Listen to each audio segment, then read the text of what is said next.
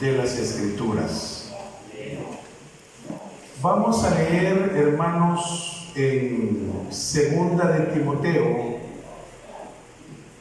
Segunda de Timoteo, vamos a leer. Segunda de Timoteo. Vamos a leer el capítulo número 3. Capítulo número 3 de Segunda de Timoteo, o a Timoteo, capítulo 3, versículo 16. 3:16 de Segunda a Timoteo. Ahí vamos a leer en esta tarde para introducirnos a la continuación del estudio de la palabra. Y dice, este versículo dice así, ¿lo tenemos? Dice así: toda la Escritura es inspirada por Dios y útil para enseñar, para redarguir, para corregir, para instruir en justicia. Amén. Pueden sentarse.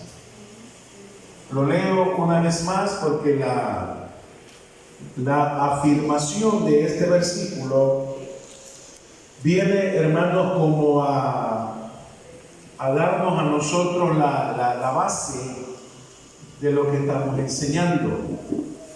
Y dice el versículo, toda la Escritura es inspirada de Dios. Punto. Y después de decir eso, dice, ¿para qué sirve? Amén, hermano. ¿Cuál es el número? Primero dice que toda la Escritura es inspirada por Dios. Amén. Amén, hermanos. Y después de eso dice, ¿para qué me sirve? ¿Para qué nos sirve? ¿Para qué nos puede servir? Y dice, ¿y útil para qué? Para enseñar, pero para aquel que quiera aprender. Amén, hermano. Porque hay personas que hablan de obediencia, pero no obedecen a Dios. Amén, hermano. Entonces, eso es cosa seria. Entonces dice, la Escritura, número 1, es inspirada por Dios y es útil para enseñar, para redarguir, para corregir y para instruir en justicia. Entonces, nos queda claro, hermanos, que la Biblia toda es inspirada. Toda. Y cuando dice que toda, pues se refiere a toda. Desde el Génesis hasta Apocalipsis. Y fíjense que aprender de esto es una gran riqueza, hermanos míos, una riqueza increíble. Porque, hermanos, cuando uno se mete al estudio, a conocer un poquito más de la palabra, en algunas oportunidades uno se queda, hermanos, sorprendido. Como por ejemplo, hermanos, evangelios no solamente son los 4 que tenemos nosotros aquí, sino que hay más evangelios. ¿Te acordás, el evangelio de Tomás? El evangelio, otra serie de evangelios, pero no fueron inspirados, entonces por eso fueron rechazados. Ahora bien, el tema, hermanos, que estudiamos la semana pasada, ¿cómo se llama? Se llama la inspiración de las Escrituras, de la palabra, la inspiración de la Biblia, de la palabra, el libro que nosotros utilizamos. Entonces, ¿es cierto que fue escrita por hombres? Sí, es cierto, hermano. Nunca discuto usted por eso. La Biblia es escrita por hombres la escribieron. Y eso, hermano, no significa que no sea la palabra de Dios, porque también nosotros a veces podemos hasta blasfemar de ella misma. Amén. Amén. Y llegar a pensar, no, si usted y yo alguna, no, si a la Biblia le cabe de todo. Amén. No, si ponerse a escribir eso, no, ahí le cabe de todo. Pero lo que nosotros debemos de entender, hermano, que toda la Biblia fue inspirada de parte de Dios. Entonces, decíamos, hermanos, que la Biblia es enteramente la palabra de Dios, aunque fue escrita por hombres. Amén. Vamos a ver, hermanas, aquí, las hermanas, ¿quién escribió Génesis?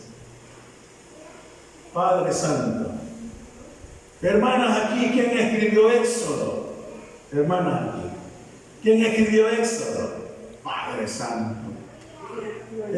Hermanas, aquí, ¿quién escribió Números? A ver, creyentes de 40 años y no sabemos quién escribió el primer libro de la Biblia. Amén. Entonces es importante aprender. Entonces voy a pasar a este otro lado. ¿Quién escribió Génesis? Moisés. Los 5 primeros libros. ¿Segura? Sí. 100%. Sí. El libro de Pentateuco. Es que hay algunas cuestiones ahí que no me voy a meter en eso. Va. Entonces, fue escrita por hombres, sí. Pero, hermanos, ¿cómo fue escrita? Que vino él, de repente se le ocurrió como, no, fue algo que fue, hermano, una inspiración que le vino de parte del cielo. Y el hombre, la persona, ni siquiera se daba cuenta que Dios en ese momento lo estaba utilizando a él para escribir su palabra. Amén, hermanos. Entonces, hablábamos que nosotros tenemos que defender este precioso libro que nosotros tenemos. Y decíamos, hermanos, que la inspiración de la Biblia, aunque la Biblia es enteramente la palabra de Dios, aunque haya sido escrita por hombres, decíamos que existen múltiples evidencias que sí lo demuestran. Y hablábamos, hermanos, de dos subtemas. Uno de ellos, hermano, estas evidencias. Amén, hermano. O sea, las evidencias de la Biblia. Evidencias. O sea, el testimonio que ella nos da a nosotros. Amén, iglesia. Las evidencias. O sea, los hechos. La verdad, ella, a mí, que me enseña, a nosotros, que nos enseña, que aprendemos de ella. Número uno, hablábamos, hermanos, que la Biblia tiene dos grandes temas que se clasifican. Número uno, en evidencias internas. Oiga, evidencias internas. O sea, hechos y no palabras. Amén. Amén. Como dijo un gran filósofo. Un gran filósofo dijo: las palabras convencen, pero el ejemplo arrastra. Usted puede hablar bonito del Evangelio. Usted puede hablar maravillas del Evangelio, pero si no lo vive, dejamos mucho que desear. Amén. Y digan amén, pues. Y digan amén, por favor, aunque duela. Digamos amén. Porque para eso nos sirve, para redarguirnos. ¿Qué es redarguir? Es cierto, hombre, es cierto. Algo que me toca. ¿Están aquí? Amén. Algo que me toca, lo más profundo de mi alma. Algo que me hace cosquilla allá adentro. La palabra de Dios es para redarguir, para decir: hey, estoy mal en esto. Aleluya. Amén, hermano. Hey, estoy estoy mal en esto, necesito ver qué hago para salir de esto. Alabado sea el nombre del Señor. Para eso nos sirve la Biblia, para instruir, para redarguir, para corregir. Alabado sea. Pero hay personas que son incorregibles. Aleluya. Tienen toda la razón y nadie los saca de ahí. Y con esa gente usted no discuta ni pelee. Ay, déjenos. Amén, hermanos. Amén, hermanos. Imagínense quién fue el hombre de la Biblia. ¿Quién fue el hombre de la Biblia que dijo: yo lo que sé que no sé nada? ¿Quién dijo eso? ¿Quién dijo eso? Yo no sé nada. Pablo, el apóstol Pablo, dijo: yo soy el más ignorante de todos los demás, yo no sé nada. Amén, hermano. El apóstol Pablo. Entonces, ya estudiamos, hermano, la semana pasada o antepasada, que la Biblia, óigame, la Biblia se defiende sola. Amén. Y las evidencias internas son, ella misma dice ser la palabra de Dios. Evidencia interna. ¿En qué consiste la evidencia interna? Ella dice ser la palabra de Dios. Amén. Y eso ya lo estudiamos, ya no lo vamos a estudiar nada más como un repaso, porque ahora vamos a estudiar el punto número 2, que son evidencias externas. Oiga eso es importante. No es lo mismo las evidencias internas. Amén. Como hablábamos con alguien ayer que fuimos a visitar una iglesia y estuvimos conversando y me dijo él: cara vemos, pero corazones no sabemos. Amén, hermano. Amén, hermanos. Cara vemos, pero odios no sabemos. Cara vemos, pero corazones no los podemos ver. Entonces, ¿qué pasaría con nosotros si fuéramos de un médico y nos hicieran un examen general y saliéramos podridos de muerte? ¿Aló? ¿Aló? ¿Están conmigo, hermano? ¿Están conmigo? Entonces, la Biblia tiene lo que se le llama también evidencias externas. Y eso es importante, saberlo, estudiarlo, conocerlo, entenderlo. ¿Cuáles son las evidencias externas de la palabra de Dios? Son aquellas que se presentan cuando se presentan situaciones tocantes a la Biblia, que tienen que ver, hermano, con los cambios que ella misma hace. Amén. Las transformaciones que ella misma hace para la gloria bendita de nuestro Dios Todopoderoso. Porque, hermanos, hay algunas evidencias que son notables, como por ejemplo una evidencia externa de la palabra de Dios tiene que ver con su unidad. ¿Está conmigo? Diga, su unidad. O sea, ¿cuántos libros tiene la Biblia, hermanas? ¿Cuántos libros tiene? ¿Cuántos? 86, sí, 86. ¿Ah? 76. ¿Cuántos son? 66. ¿Cuántos son los del Antiguo Testamento? Dios mío, bendito, 27, no me dan cuenta. Antiguo Testamento, ¿cuántos son? ¿Cuántos? 39. Antiguo Testamento, ¿cuántos libros son? 39. Y en el Nuevo, 27. Total, 66. 66 libros hay aquí, miren. Amén. Amén. Amén. ¿Y por qué se llama Biblia? Imagínate qué pregunta. De escuela bíblica. ¿Por qué se llama Biblia? Porque hay muchos libros ahí. ¿Por qué? Porque hay muchos libros aquí. ¿Por qué se llama Biblia? La biblioteca. Porque viene de la palabra biblioteca. Biblia. Biblioteca. Entonces, ¿qué hay aquí? ¿Qué hay aquí? Una biblioteca. ¿De cuántos libros? 66. De 66 libros. ¿Con cuál comienza? con el Génesis. ¿Y con cuál termina? Con el Apocalipsis. ¿Y cuál fue el primer libro de la Biblia que se escribió? No fue Génesis. El primer libro de la Biblia que se escribió no fue Génesis.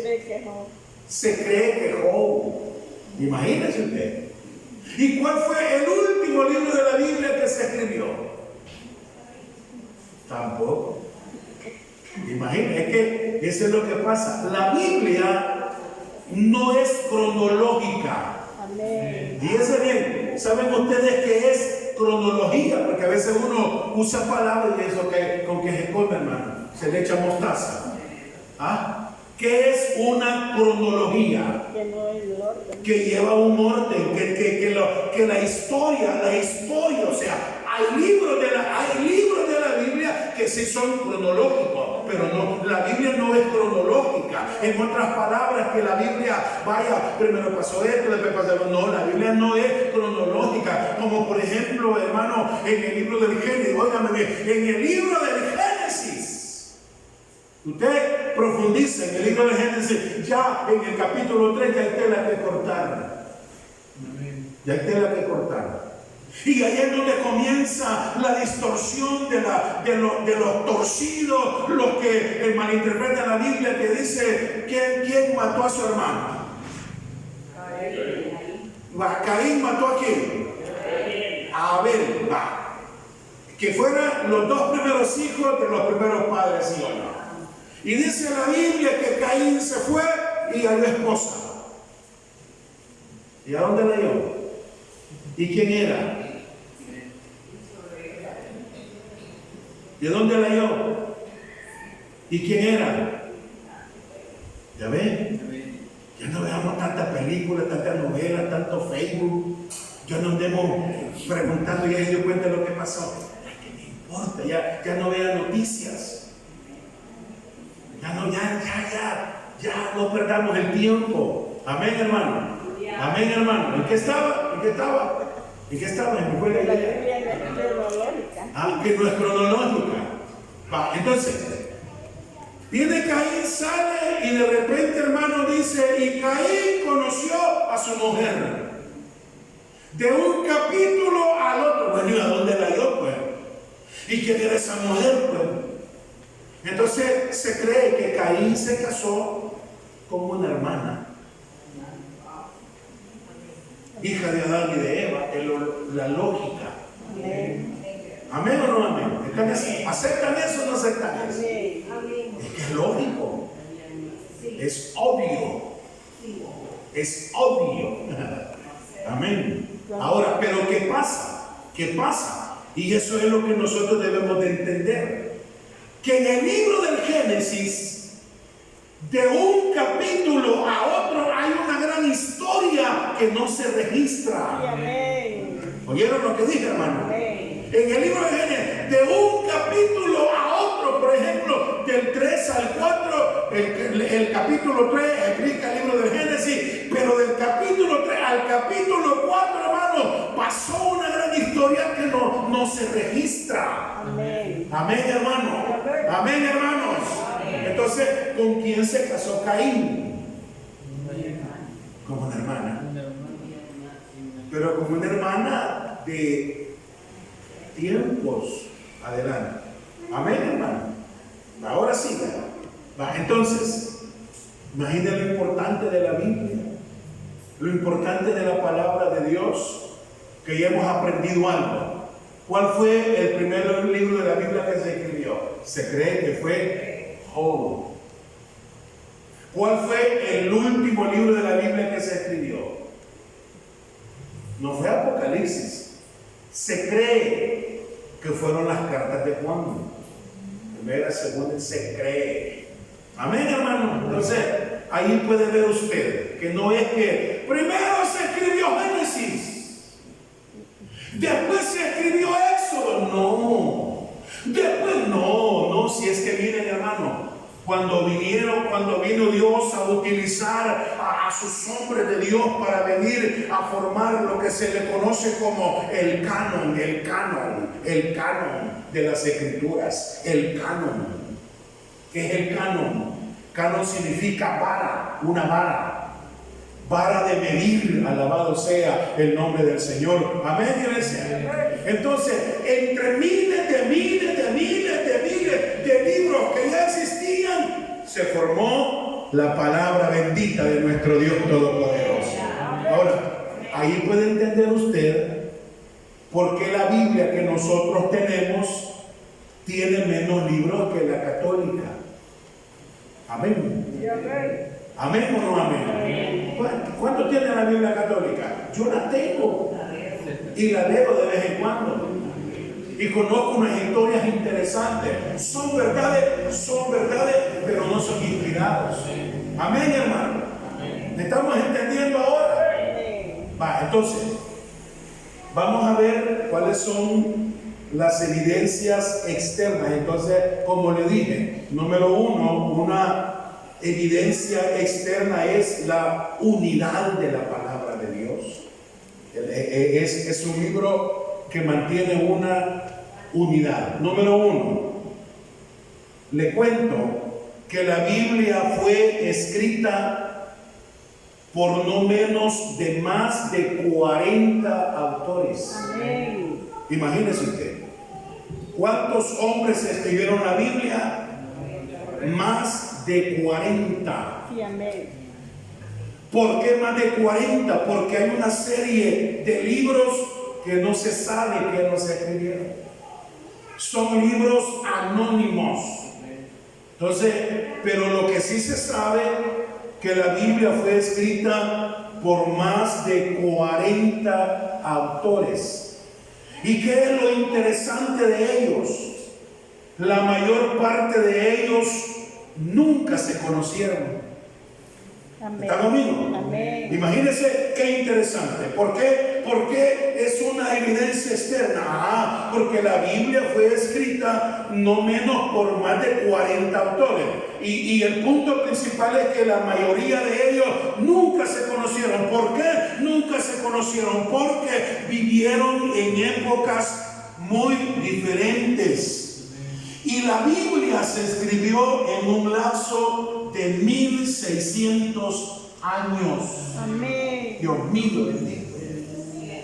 Imagínense la diferencia del primer libro que se escribió al último. ¿Cuánto tiempo pasó? 1600 años. Nosotros somos rápidos para olvidar. Si yo le pregunto a usted, óigame bien, yo le voy a decir, imagínese 1600 años de diferencia entre uno con el otro. Y nosotros somos bien rápidos para olvidar. ¿Cómo se llamaba su tatarabuelo? Yo no me acuerdo. ¿Quién se acuerda cómo se llamaba su tatarabuelo? Que está cerquita. Mi abuelo, mi bisabuelo, mi tatara. ¿Cómo se llamaba su abuelo? ¿El sí? Yo me acuerdo cómo se llamaba mi abuelo. ¿Verdad que sí? ¿Cómo se llamaba su abuelo? Y el abuelo y el papá de su abuelo, que es el bisabuelo, todavía. Pero el tatara, ¿quién era mi tatarabuelo? A saber. Amén o no. Vea que rapidito se nos olvida. Yo sí, a mí pregúnteme cuándo cumpleaños mis hijos. A saber. Yo sé que uno tal vez, el otro otro mes, el otro otra vez. Eso sé, pero yo lo manejo aquí no. Entonces somos rápidos por olvidar. Pero mira qué importante. La Biblia fue escrita por más de 40 autores. Entre ellos nunca se conocieron, entre algunos de ellos nunca se conocieron, porque vivieron en épocas muy diferentes, porque la Biblia se escribió en un intervalo de 1600 años. Ese es un asunto. No, otro asunto es que hablaron idiomas diferentes, pertenecieron a culturas diferentes, vivieron en países diferentes, poseyeron personalidades diferentes. Hubieron una serie de oficios. En la Biblia aparecen como por ejemplo un pescador escribiendo. Aparece, hermanos, un médico. Aparece un rey. Aleluya. Amén, hermano. Pero a pesar de todo ello, la Biblia no es simplemente una colección de 66 libros diferentes, sino que es un libro que muestra una unidad de principio a fin. Amén, hermano. Una unidad de continuidad histórica, de doctrina y revelación. Y fíjese que entre ellos, entre algunos escritores, hermano, nunca se conocieron y nunca se leyeron entre ellos. No se conocieron, ni tampoco se leyeron entre ellos. Imagínense el tesoro que nosotros tenemos. ¿Aló? El tesoro que nosotros.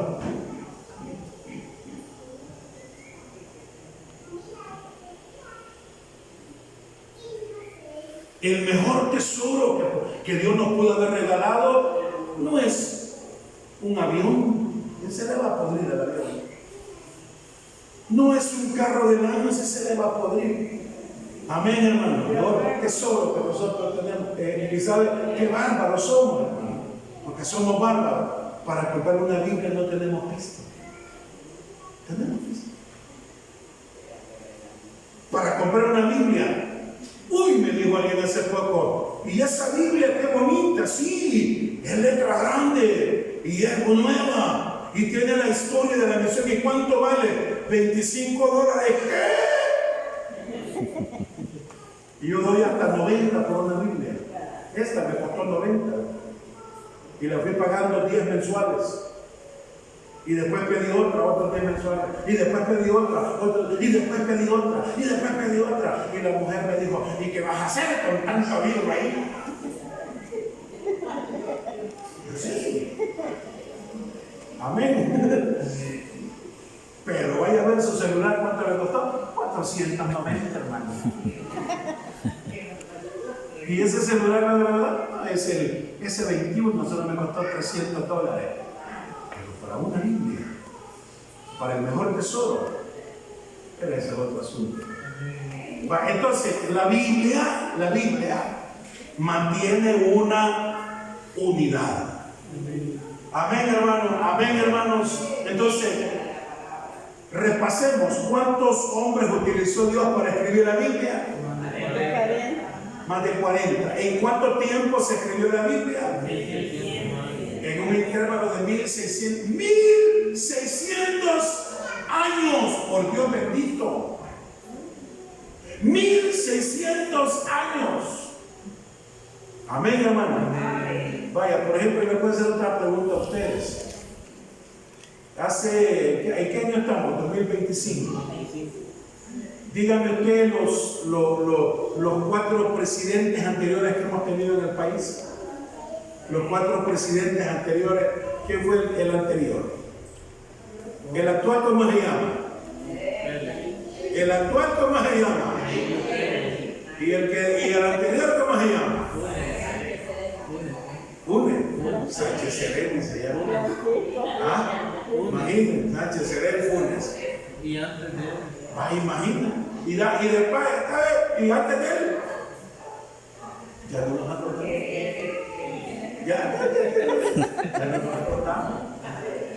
Ya no nos acordamos. Amén. Entonces, le digo esto para que vea qué tan rápido nosotros olvidamos las cosas. Yo no me acuerdo cómo se llama mi tatarabuelo. No me acuerdo. Amén, hermano. No me acuerdo. ¿Por qué? Porque nuestra mente va olvidando, va descartando.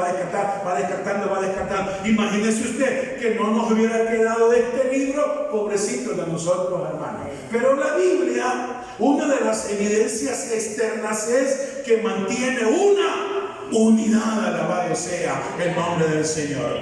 El libro del Génesis habla del árbol de la vida, que estaba en el huerto, alabado sea el nombre del Señor. Amén, hermano. Y dice, imagine que ese árbol iba a servir ¿para qué iba a servir el árbol de la vida? Para la sanidad. Para la sanidad, pero nunca se utilizó. Amén. Nunca se ocupó. Ahora, chichipince. hoja de golpe, que da. Amén. Calcó de caballo, que no sé qué, pero siempre toda adolorida. Nunca, nada, pero bien. Entonces, hermanos, una de las cosas de las evidencias externas de la Biblia es su unidad. Amén, hermano. Número dos. Otra evidencia externa de la Biblia, que es sus profecías. Amén, hermano. ¿Qué otra evidencia es? Sus profecías. Y la pregunta es, ¿qué es una profecía? Algo que no ha sucedido y que se cumple. ¿Qué es una profecía, hermanas? Algo que no ha sucedido, pero ya se dijo que va a suceder. Amén. Y hermano, hoy aparecen un montón de profetas después que ya sucedieron las cosas. Amén. De repente tiembla y de repente, ay, el Señor a mí ya me lo había dicho. Hasta después, cuando ya las cosas ya sucedieron. No. Una profecía original es, hermanos, que antes que las cosas sucedan, ya se dijeron. Por ejemplo, yo le quiero hacer una pregunta: ¿cuáles son las profecías mesiánicas? ¿Cuáles son? No, las profecías mesiánicas. En Isaías se encuentra. Sí, correcto, ahí está una, es correcto. Pero las profecías mesiánicas, ¿a qué le suena a usted mesiánico? Mesías. El Mesías. ¿Quién es el Mesías?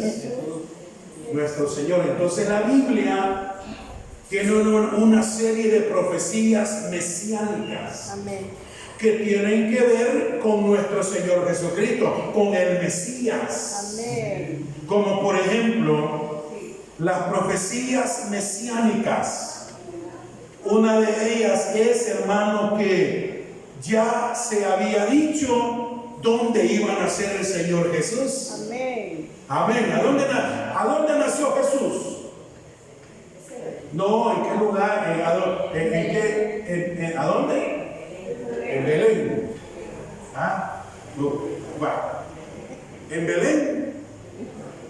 Y ya en el libro de Isaías, ¿qué parece? Si no estoy mal, en Belén es una profecía mesiánica que tiene que ver, hermanos, con la aparición de nuestro Salvador, nuestro Mesías. Otra profecía mesiánica.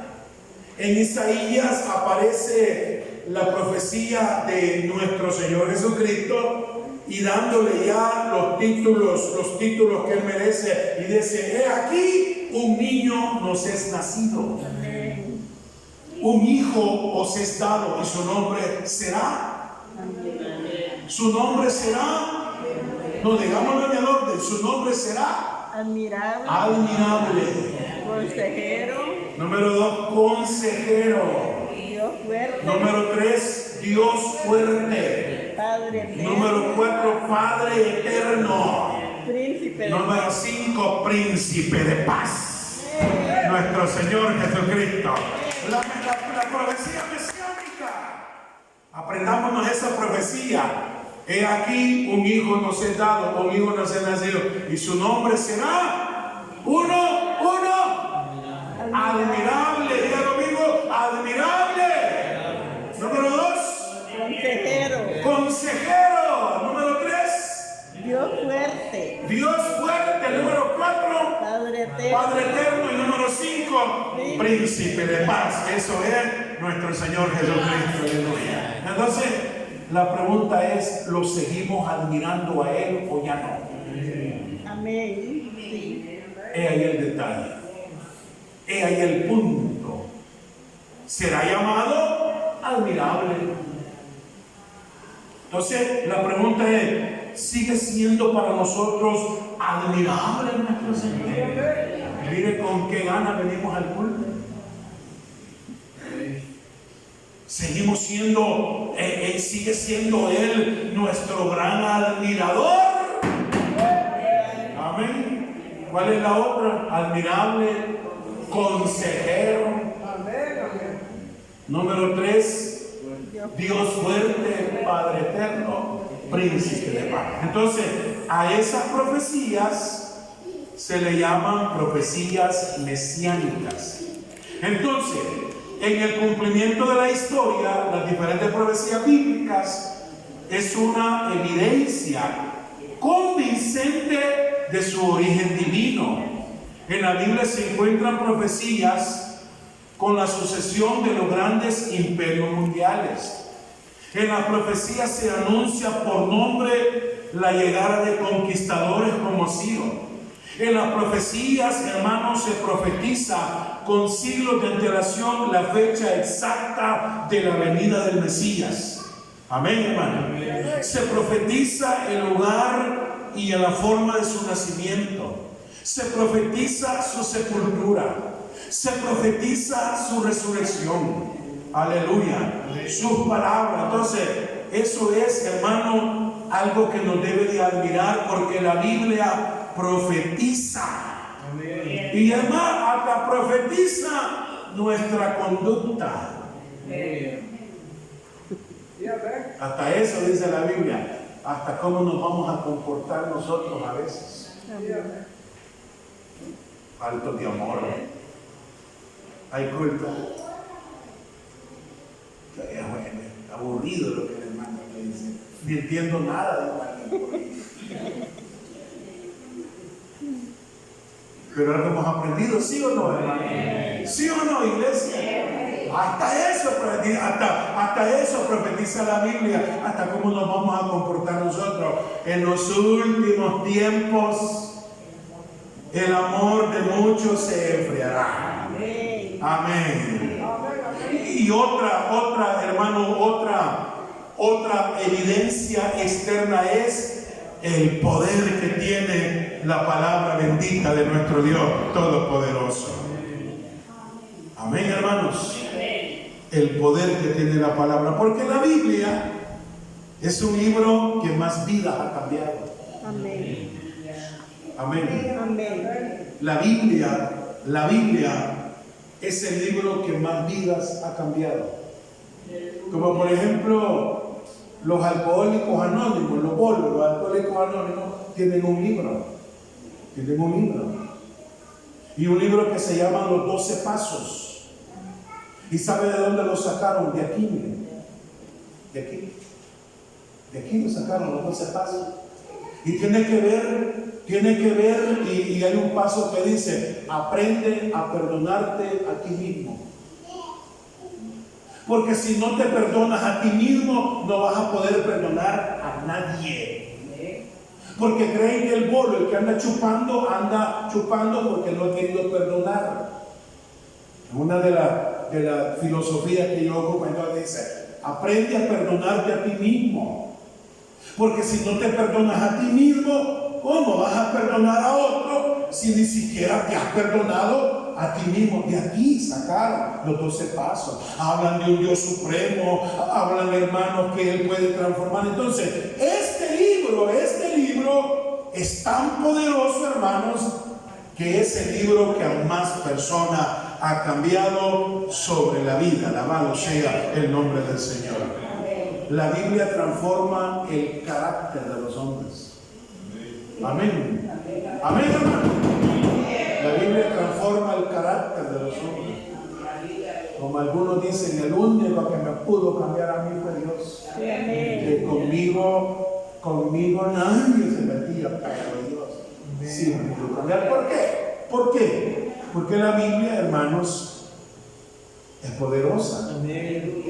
La Biblia habla que la lectura de la Biblia puede, hermanos, librar de los vicios. La lectura de la Biblia puede librar de las enfermedades. La lectura de la Biblia puede librar del pecado. La lectura de la Biblia puede librar de la desesperación. La lectura de la Biblia, ¿qué hace en nosotros? Oigan esto, por favor. ¿Qué produce en nosotros la lectura de la Biblia anima. Amén. Padre Santo, por Dios. La lectura de la Biblia anima. La lectura de la Biblia, hermanos, no solamente anima, alabado sea el nombre del Señor. La lectura de la Biblia, hermanos, consuela. La lectura de la Biblia corrige. La lectura de la Biblia, hermanos, cambia la manera de pensar de nosotros las personas, hermanos. Cuando se sienta desesperado, abra la Biblia y póngase a leer y va a encontrar, hermanos, que Dios lo consuela. Alabado sea el nombre bendito del Señor. Entonces, existen evidencias internas que consisten en que ella dice ser la palabra de Dios, pero también existen evidencias externas. Una de ellas es su poder, una de ellas es su unidad.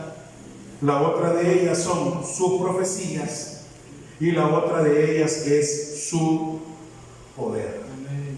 Amén. Amén, hermanos.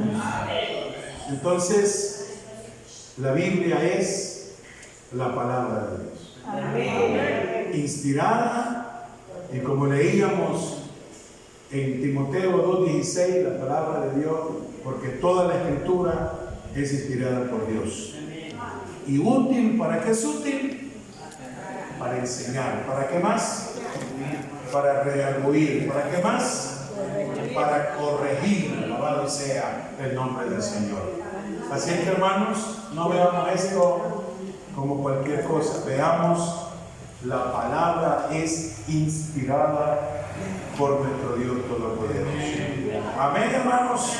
Vamos a orar, cerremos nuestros ojos y démosle gracias a nuestro Padre Celestial. Padre nuestro.